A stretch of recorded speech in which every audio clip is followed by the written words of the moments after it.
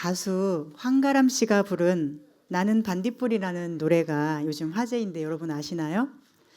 나는 내가 빛나는 별인 줄 알았어요. 한 번도 의심한 적 없었죠. 몰랐어요. 난 내가 벌레라는 것을. 그래도 괜찮아. 난 눈부시니까. 몰랐어요. 난 내가 개똥벌레라는 것을. 그래도 괜찮아. 나는 빛날 테니까. 유퀴즈에 얼마 전에 나왔다고 하는데 얼핏 봤더니 무명 시절에 무작정 서울에 올라와서 무려 147일 동안 노숙을 했다고 하죠. 당시 아무도 알아주지 않고, 그리고 나중에 자기가 깨달은 것은 자기가 노래를 그렇게 썩 잘하지도 않더라라는 것이라고 합니다. 그런데 나는 반딧불이라는 다른 가수의 노래를 커버로 불렀다가 그 사람의 힘겨웠던 인생 이야기가 알려지면서 많은 사람의 마음에 감동을 주게 되고 유명해지게 되었죠. 유퀴즈에 나와서 노래를 부를 때 그의 노래와 삶의 이야기를 들으면서 진행자인 조세호 씨와 유재석 씨가 다 울었습니다. 그것을 보면서 저도 생각했습니다. 우리는 내가 빛나는 별인 줄 알 때는 강하고 담대할 수 있겠지만은 자기가 벌레라는 것을 깨닫는 순간이 온다면 과연 그때 누가 강하고 담대할 수 있을까라고 생각했습니다. 지금 조금 유명해지고 많은 사람의 마음을 울리는 감동을 주기 때문에 유퀴즈에까지 나와서 자기 이야기를 할 수 있게 됐지만 그가 아무것도 아니었을 때, 아무에게도 알려지지 않았을 때, 노래를 부르려고 섰는데 아무도 그 노래를 들으려고 하지 않고 쳐다보지도 않았을 그 순간에 자신이 정말 벌레 같다는 생각이 찾아왔을 때 그때에도 사람이 강하고 담대할 수 있을까? 하나님께서는 오늘 우리에게 강하고 담대하라는 말씀을 주셨습니다. 이 말씀은 우리가 마치 벌레와 같이 느껴지는 연약한 처지에 있을지라도 강하고 담대할 수 있는가를 생각하게 합니다. 자신이 벌레처럼 느껴지는 순간에도 여러분은 아멘, 강하고 담대할 수 있습니다 라고 말할 수 있겠습니까? 하나님께서 여호수아에게 강하고 담대하라 하실 때 여호수아도 그럴 수 있는 상황은 아니었어요. 오히려 그는 약하고 소심할 수밖에 없는 상황입니다. 평생 모세를 따라다니며 시종 역할을 했는데 모세가 광야에서 죽었어요. 모세는 지도력이 대단했고요. 영향력도 강했습니다. 그런데 여호수아는 그렇지 못해요. 모세처럼 기적을 행한 적도 없고요. 지팡이로 뱀을 만든 적도 없고 반석에서 물을 낸 적도 없어요. 그냥 여호수아는 모세 따라서 여기까지 온 거예요. 우리는 여호수아가 당연히 모세를 이어서 이 지도자가 된다고 쉽게 생각을 하지만 위대한 영도자였던 모세가 죽은 지금 모세를 따르던 수많은 백성들이 여호수아의 지도력을 처음부터 인정할 수 있을까요? 우리가 쉽게 조선 왕조의 역사를 봐도 왕이 죽고 세자가 왕이 되면 무조건 그를 지지합니까? 무시하고 저항하는 세력도 반드시 있죠. 모세처럼 위대한 지도자에게도 끊임없는 반역자들이 들고 일어났습니다. 그중에 고라 자손이 대표적이죠. 하물며 여호수아는 어떨까요? 게다가 여호수아가 이제 해야 되는 일은 무엇이죠? 요단강을 건너 전쟁을 치러야 합니다. 40년 전에 40세 때쯤에 젊을 때 정탐하러 갔다가 직접 보고 왔던 그 거인들, 그들의 후손과 이제 싸워야 되는 거예요. 지금 여호수아는 80세, 매우 늙은 노인의 나이가 되었고 그동안의 거인들은 얼마나 또 나고 자라나서 그 좋은 땅들을 차지하며 정착해서 살고 있겠습니까? 게다가 그들은 무기도 있고 체격이 아주 좋죠? 자기들은 무기도 없고 체격도 작죠. 그때 하나님의 말씀이 들리는 거죠. 강하고 담대하라. 여러분이 여호수아라면 어떤 마음이 드시겠어요? 여호수아의 입장에서 강하고 담대하려면 뭔가가 필요하다고 생각하지 않겠습니까? 하나님, 무기를 주셔야죠. 하나님, 체격을 지금보다 크게 해주셔야죠. 하나님 보세요. 제가 어떻게 강할 수 있고 어떻게 담대할 수 있겠어요? 라고 하지 않겠습니까?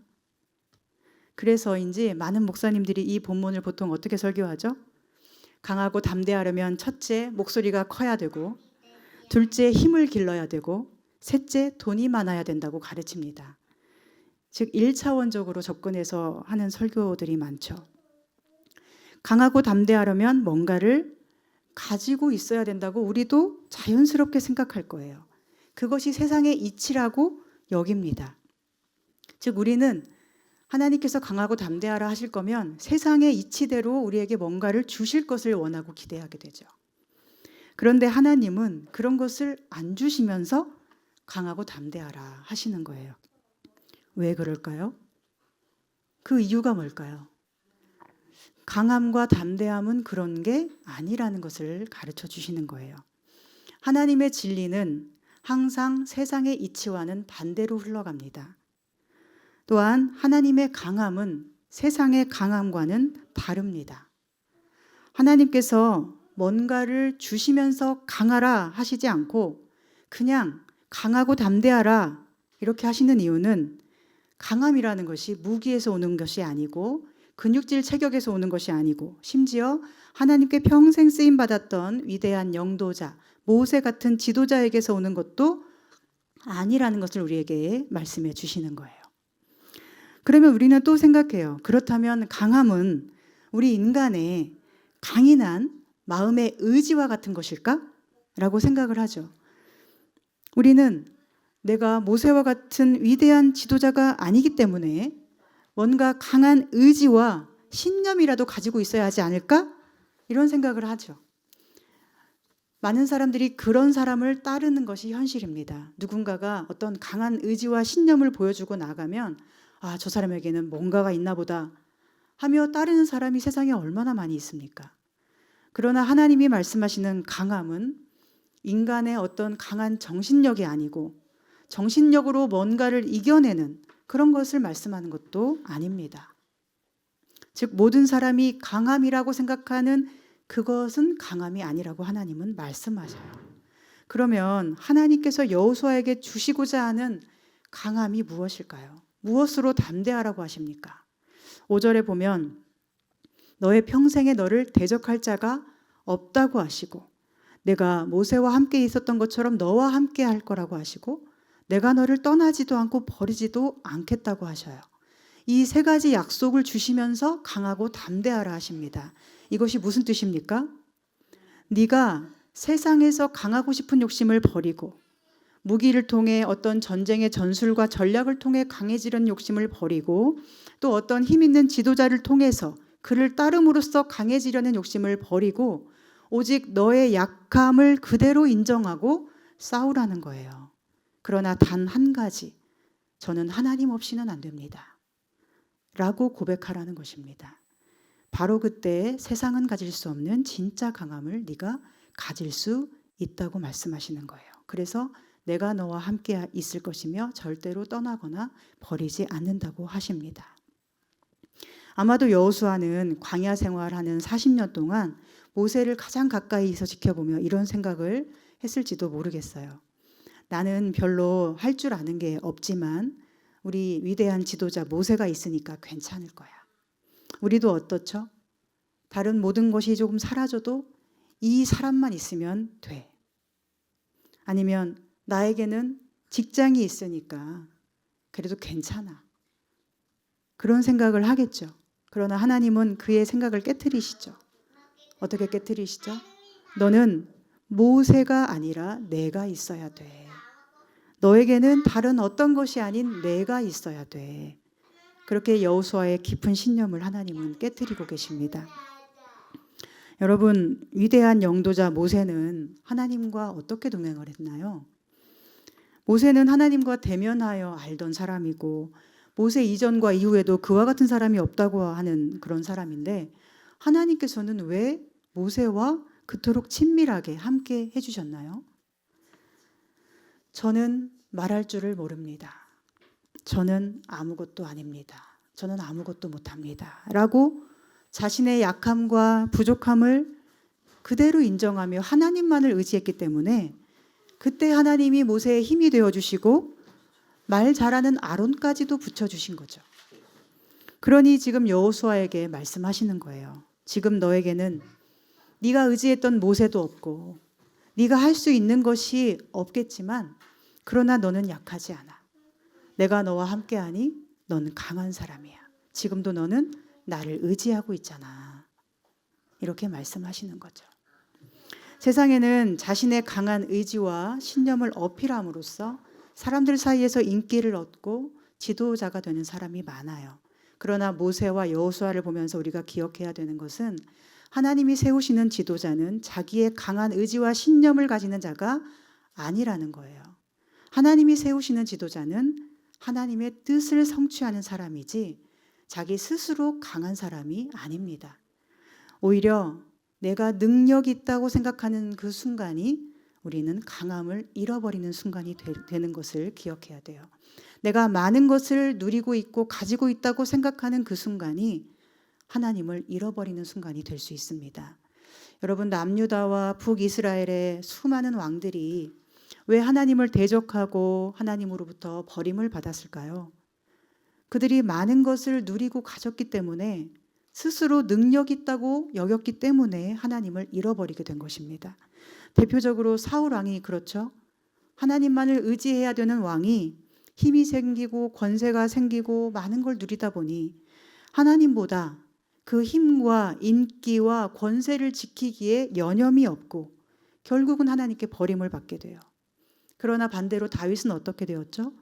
다윗도 가장 높은 자리에 섰을 때 그도 역시 사람인지라 스스로 자기가 강한 줄 알고 밧세바와의 범죄도 저지르고 인구조사도 했습니다.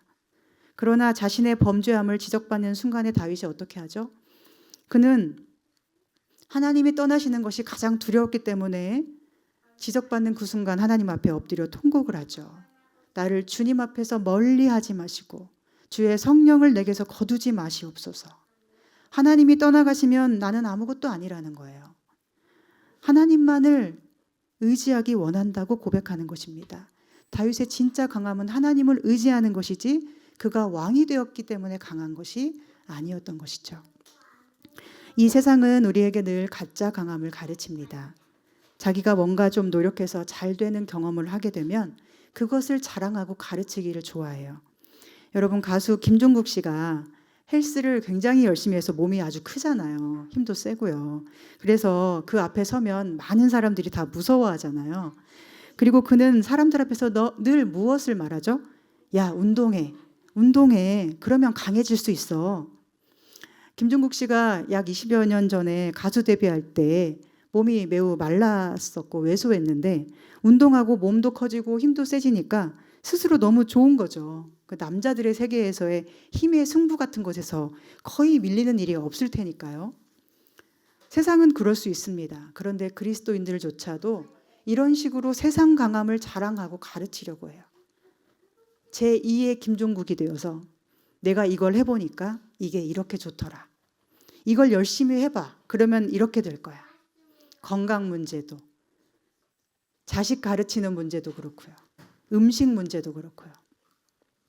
자꾸만 내가 이렇게 해보니까 잘 되던 것을 강함으로 여기고 강함의 비결로 자꾸 가르치려고 하는 거예요. 교회도 마찬가지죠. 교회도 어떻죠? 이런 걸 해보니까 부흥하더라. 성공하더라. 사람들이 몰려오더라. 그렇게 자신의 어떤 경험에서의 강함이 전부라 여기며 주장하는 목사님들이 많아요. 또 많은 간증을 들어보면 이런 이야기를 듣지 않습니까? 유명한 어떤 의사나 국회의원이나 이런 사람들이 이렇게 말하는 거죠. 교회에서. 제가 어릴 때부터 어머니 따라 교회 다니고 말씀 읽고 성실하게 공부했더니 어느새 이렇게 훌륭한 사람이 되어 있었습니다. 이런 말을 들으면 사람들이 혹하고 아, 그렇게 하면 내 자식도 저렇게 성공하겠구나라고 기대를 하게 되죠. 즉 관심이 뭐예요? 어떻게 하면 번성하고 성공하는가? 그것만 궁금하고 그 비결을 배우기를 원하고 특히 돈 많이 버는 법을 말하면 그게 어디든지 다 몰려갑니다. 왜 그럴까요? 진짜 강함을 가져본 적이 없기 때문이에요.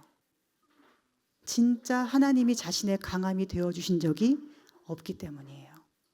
우리는 진짜 강함을 알고 그 비결을 알아야 합니다. 하나님이 함께 하시는 사람이 되어야 합니다. 그래서 내가 빛나는 별처럼 스스로 느낄 때뿐 아니라 내가 벌레와 같이 느껴지는 순간이 오더라도 그때가 오히려 더 강한 사람이 될 수 있음을 우리는 고백해야 돼요. 이것이 우리의 믿음입니다. 하나님께서 여호수아에게 왜 강하고 담대하라 하셨는지 그 신앙의 원리를 우리는 기억해야 합니다. 그래야 가장 약해지는 순간에 오히려 더 강해질 수 있고 가장 소중한 것을 잃었을 때 오히려 더 강할 수 있습니다. 가장 의지했던 사람을 잃었을 때 그때는 우리가 하나님의 강함을 얻는 순간이고 아무것도 할 수 있는 것이 없는 그때에 하나님은 우리의 강함이 되어주시는 분입니다. 그리스도인의 강함은 약한 그때의 강함이에요. 하나님만을 의지하는 데서 오는 강함이에요. 그리고 하나님이 함께하는 진짜 강함을 가져본 사람은 절대로 세상의 강함을 자랑하지 않습니다. 나의 약함을 인정하고 하나님만을 의지해야 되는 상황이 올 때 그때는 우리가 가장 약해지는 시기인 것이 아니라 사실은 가장 강할 수 있는 기회가 온 것임을 오늘 말씀 안에서 깨닫고 붙들고 힘을 얻는 우리 되길 소망합니다. 참된 강함으로 무장한 강한 교회, 강한 성도 되시기를 소망하고 축복합니다. 그렇다면 왜 우리는 강하고 담대해야 할까요? 나는 강한 사람이야 이렇게 자랑하기 위해서입니까? 여유로워 보이기 위해서입니까? 자랑하기 위해서입니까?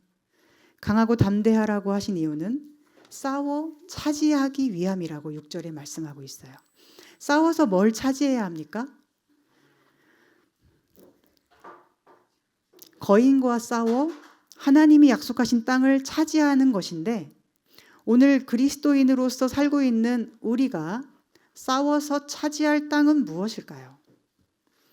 바로 마귀의 권세가 지배하는 모든 땅이에요. 어둠이 지배하는 자리, 악이 다스리는 자리, 거짓이 진리로 둔갑한 모든 자리, 그 자리에서 우리는 싸워서 차지해야 합니다. 그것도 평생에 걸쳐 싸워서 이겨야 돼요. 그래서 하나님은 너의 평생에 능히 너를 대적할 자가 없다고 하십니다. 그래서 어떻게 해야 한다고 하시죠? 싸워 이기려면 말씀을 지켜 행하라고 하시죠. 말씀을 쥐하로 묵상하라. 이것은 무엇을 의미할까요? 매일 아침 새벽에 몇 시에 일어나서 루틴처럼 말씀 묵상만 열심히 하면 될까요? 경건의 모양을 잘 갖추면 될까요? 말씀을 지켜 행하라는 것은 모든 삶의 선택에 있어서 말씀이 기준이 되어야 된다는 거예요. 그런데 여러분, 말씀을 기준으로 모든 것을 선택한다. 이것 자체가 사실은 가장 어려운 싸움 아닙니까? 정말 그렇죠. 말씀대로 사시면 어떻게 되던가요? 성공하고 번영하던가요? 8절에 보면 말씀대로 살면 평탄하고 형통하리라 하시는데요. 이것은 말씀을 자주 읽고 외우고 묵상하고 하면 내가 원하는 대로 승승장구한다는 말씀입니까? 앞에서 이야기한 것처럼 우리는 누군가는 말씀대로 살았더니 성공하더라 하며 자꾸 성공의 비결, 강함의 비결을 가르치려고 들어요. 말씀 묵상을 마치 성공의 비결처럼 가르쳐요. 즉 성공이 목적이 되고 말씀은 수단이 되어버리는 거죠. 말씀 묵상을 하는데 성공하려고 하는 거죠. 어려움을 당하지 않으려고 루틴처럼 말씀 묵상을 하는 거예요. 우리가 말씀 묵상을 하는 이유는 무엇입니까? 하나님의 말씀이 나에게 왔을 때 그 말씀에 순종하기 위해서, 나를 하나님께 드려야 하는 순간이 왔을 때 용감하게 드릴 수 있기 위해서, 말씀대로 살기 위해서 말씀을 묵상을 해야 되는데 우리는 그 순서가 반대로 되어 있는 경우가 많다는 거예요. 그러다 보니 교회가 타락하고 병들어가죠. 진리가 감추어져 버리고 세상 성공이 신앙생활의 목적이 되는 경우가 많습니다. 많은 성도들의 관심이 온통 일신의 안위에 기울어져 있는 것을 봅니다. 기도 제목이 늘 내 신상이 어떻게 될지, 건강과 자식과 풍요와 번영에 대한 것이 가득하지 않습니까? 우리가 예수님을 믿는 이유는 그런 것이 아닌데 말입니다. 교회도 마찬가지예요. 우리 교회의 목적은 무엇입니까? 성공하고 부흥하는 것입니까? 아니면 하나님의 진리 위에 굳건히 서는 것입니까? 우리가 기도해야 할 것은 어떤 순간에도 믿음을 지키고 하나님의 편에 서는 것이죠. 어떤 고난 앞에서도 하나님을 선택할 수 있는 것이 우리의 기도 제목이 되어야 되지 않습니까? 교회의 목적도 진리의 말씀을 선포하고 반석 위에 굳건하여 우리가 서로 예수님처럼 사랑하는 제자 되는 것이 우리 교회의 목적이 되어야 되지 않습니까? 그런데 이 모든 것이 현실에서는 거꾸로 되어 있죠. 말씀이 기준이 되어 있지 못하고 성공이 기준이 되어 있어요. 그래서 성공하면 믿음이 좋은 것이라고, 성공 못하면 믿음이 약한 것이라고 생각합니다. 성공하면 하나님이 사랑하는 교회라고 생각을 하고, 성공 못하면 하나님이 버리신 교회라고 생각을 해요. 그렇게 우리가 스스로를 바라보고 그렇게 우리가 서로를 바라보는 경향이 있어요. 그것이 서로에게 상처가 되고 또한 그것이 자기를 찔러 죽입니다.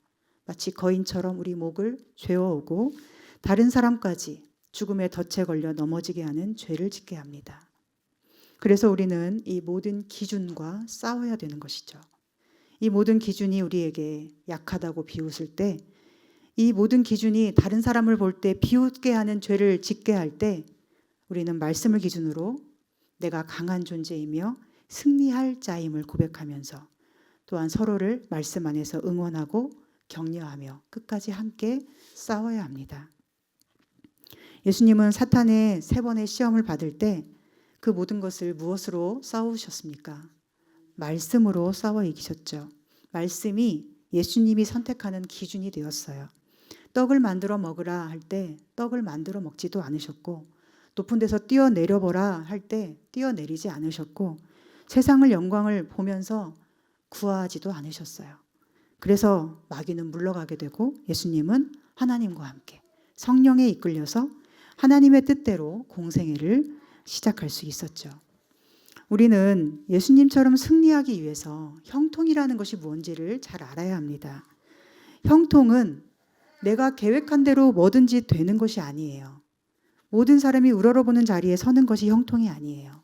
형통은 하나님이 함께 하시며 하나님의 뜻이 성취되는 일에 우리가 쓰임받는 것을 의미합니다. 말씀이 기준이 되지 못하는 모든 곳에서 말씀을 들고 싸워 이기는 것이 바로 형통이에요. 요셉이 애굽의 노예로 팔려갔을 때 그는 항상 형통했다고 성경은 기록해요.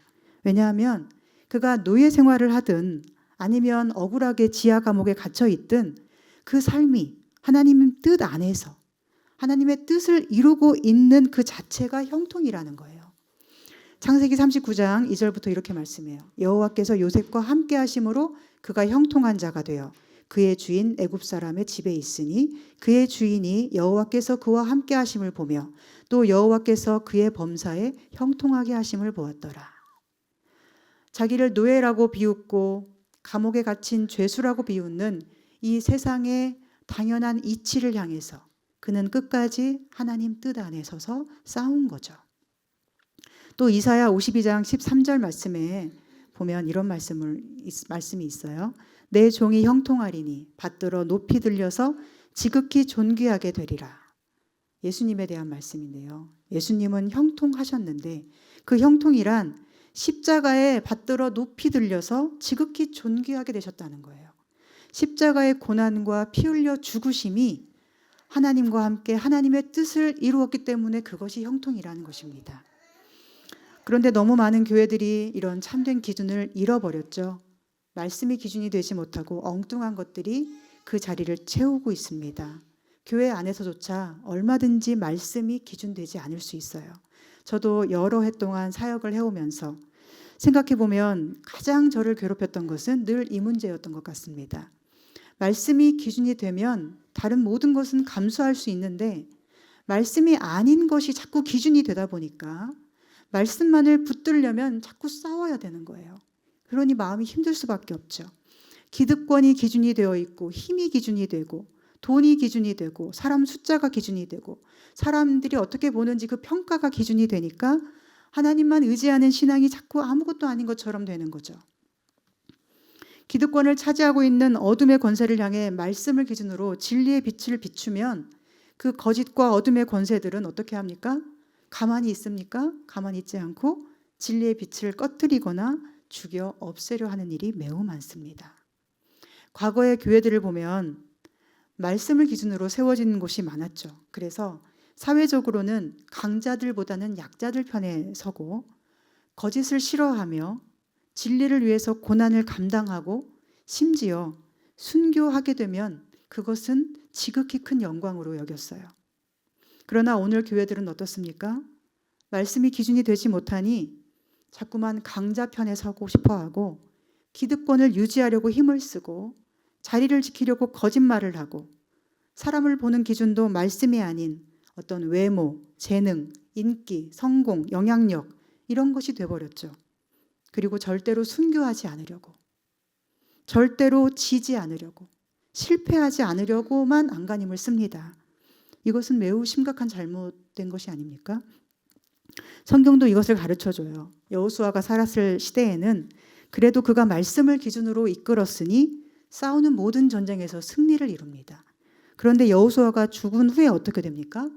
사사시대가 찾아오죠. 사사시대는 자기 소신대로, 자기 소견에 좋은 대로, 자기 신념에 따라, 자기 소견에 옳은 대로 행동하는 시대죠. 말씀이 기준이 되지 않고 말씀이 없으니 결국은 악랄하고 폭력적인 세상이 되어버렸습니다. 즉 문의는 하나님 백성인데 예배도 드리고 율법도 그대로 가지고 있는데 뭔가 열심히 하고 종교생활도 잘하고 있는데 실상은 하나님이 없는 인생이 되어버린 거예요. 오늘 말씀을 통해 하나님은 우리가 어떤 존재인지를 가르쳐 주십니다. 우리는 어떤 사람입니까? 우리는 평생에 걸쳐 말씀을 기준으로 살아야 하는 사람들이고 말씀으로 모든 거짓과 어둠을 싸워 이겨야 하는 사람들이죠. 거짓과 어둠이 차지한 모든 자리를 믿음과 진리의 빛으로 싸워서 다시 차지해야 하는 사람들이죠. 그렇게 승리하여 하나님이 주시는 형통을 누려야 하는 사람으로 하나님이 부르셨어요. 다윗의 고백이 있습니다. 천만인이 애워싸 진친다 하여도 나는 두려워하지 아니하리이다. 이것을 우리에게 적용해 보세요. 천만인이 우리를 애워싸고 너는 그걸 가지지 못했기 때문에 약한 존재야. 너는 아무것도 아닌 존재야. 천만인이 우리에게 그렇게 말해도 우리는 두려워하지 않고 하나님으로 인하여 강하고 담대하게 그 모든 거짓과 싸워서 이겨야 되지 않겠습니까? 우리가 말씀을 기준으로 새롭게 세워지길 소망합니다. 지금 주어진 자리가 성공의 자리든 실패의 자리든 오늘 내가 말씀을 기준으로 선택하고 있는 사람이라면 그것이 승리이고 형통임을 고백할 수 있기를 소망합니다. 더 나아가 하나님의 뜻을 따르느라 지금 어떤 고난을 감수하고 있다면 나는 이미 승리했고 또한 형통한 자임을 매 순간 기억하실 수 있기를 소망합니다. 그리고 이 일을 위해 끝까지 매일매일 싸우는 우리가 되길 소망해요. 여호수아는 하나님 말씀으로 강해져서 모든 싸움에서 승리하고 각 지파에게 땅을 분배하죠. 그런데 모든 땅을 다 차지한 후에 분배가 아니었어요. 각 지파들은 분배받은 땅을 스스로 싸워서 차지해야만 했습니다. 그리고 만약에 평안하고 좋은 땅을 차지하려면 어떻게 해야 되죠? 더 치열하게 싸워야 돼요. 왜냐하면 평안하고 좋은 땅에는 더 많은 거인들이 살고 있을 테니까요. 이것은 우리 싸움이 평생에 매일 지속되어야 된다는 것, 그리고 많이 가질수록 많이 누릴수록 더 치열하게 싸워 나가야 된다는 것을 의미합니다. 그런데 우리는 거꾸로 하지 않습니까? 많은 것을 가지면 더 이상 안 싸우려고 하는 거예요. 교회에서도 어떤 권력을 가지면 어떻게 하죠? 더 이상 싸우려 하지 않고 그냥 자리 보전하기를 원하고 가진 것을 누리려고만 하는 사람이 많이 있죠. 요한계시록에 보면 하나님을 예배하고 하나님 나라에 들어가는 사람들의 공통적인 특징이 있는데 그 사람의 특징은 이기는 자입니다. 이기는 자가 들어간다는 것은 무슨 뜻이에요? 그가 평생에 걸쳐 싸웠다는 것이고 또 싸웠다는 것은 그의 삶이 결코 쉽지 않았다는 거예요. 상처와 흔적이 많을 수밖에 없고 그리고 그곳에 계신 어린 양 예수님도 십자가에서 받은 상처와 흔적이 있죠. 아무런 상처도 없이 하나님 나라에 들어간 사람이 있을까? 저는 그렇게 생각하게 됩니다. 하나님은 우리에게 싸우라 하시고 이기라 하시고 차지하라, 그리고 내가 너와 함께하리라, 강하고 담대하라 하십니다. 무엇과 싸웁니까? 세상의 것이 없으면 약해진다는 세상의 이치들과 싸워야 되고, 그 세상 이치에 속아 넘어가 버린 나의 부정적 자아와도 싸워야 되고, 말씀을 따라 사는 우리를 비웃듯이 바라보는 불신의 시선들과도 끊임없이 우리는 싸워야 합니다. 그렇게 말씀을 기준으로 싸우다 보면 반드시 이기고 형통하리라고 하나님이 약속하십니다. 이기는 그에게는 내가 생명나무의 열매를 주리라. 이기는 그에게는 내가 새벽별을 주리라. 이기는 그를 내가 생명책에서 결코 지우지 않으리라. 이기는 그에게는 내가 이기고 아버지의 보좌에 앉은 것 같이 나의 보좌에 그를 함께 앉게 하리라 하십니다. 그러니 오늘 말씀대로 살고 계신다면, 혹 고난을 받고 있다면, 혹 이해받지 못하는 삶을 살고 있다면, 혹 불안하고 두렵지만 하나님 말씀을 따라가고 있는 중이라면, 우리는 내가 이미 강하고 담대한 사람임을 말씀 안에서 더 신뢰하고 기억하며 고백하기를 소망합니다. 그리고 하나님을 더욱 의지할 수 있기를, 더 말씀을 따라 살 수 있기를 기도해야 하겠습니다. 우리의 기도가 단지 성공하게 하소서, 번영하게 하소서, 건강하게 하소서, 잘되게 하소서를 넘어서 하나님, 저는 오직 하나님만 의지합니다. 세상 끝날까지 저와 함께 하소서. 이 연약한 삶을 통하여 제 모습 그대로, 그러나 하나님만 의지하오니 하나님의 뜻을 이루어 주소서라는 진실한 기도가 되기를 소망합니다. 그래서 세상 끝날까지 하나님과 동행함으로 강하고 담대하여서 모든 영적 전쟁에서 싸워 승리하는 참 형통의 사람 되시기를 주님의 이름으로 축원합니다. 기도하겠습니다. 하나님, 저희의 강함은 오직 하나님이 저희와 함께 하시는 것임을 고백합니다. 세상의 강함이 아닌 하나님의 강함으로 싸워 승리하고 하나님 나라를 차지하기를 소망합니다. 이 세상 속에서 약해질 때마다 말씀으로 저희를 강하게 붙드시고 말씀을 기준으로 항상 용기 있게 주의 뜻을 따라 순종하게 인도해 주시옵소서. 자신의 강함이나 세상 강함이 아닌 약할 때 강함 되시고 하나님만 의지하게 하시는 하나님의 놀라우신 인도하심을 따라 항상 승리하고 형통하여 이기는 자에게 약속하신 모든 좋은 것을 받아 누리고 어떤 결과를 주시든 그 모든 것을 통해 하나님께 영광을 돌리는 저희들이 되게 해 주시옵소서. 예수님의 이름으로 기도합니다. 아멘.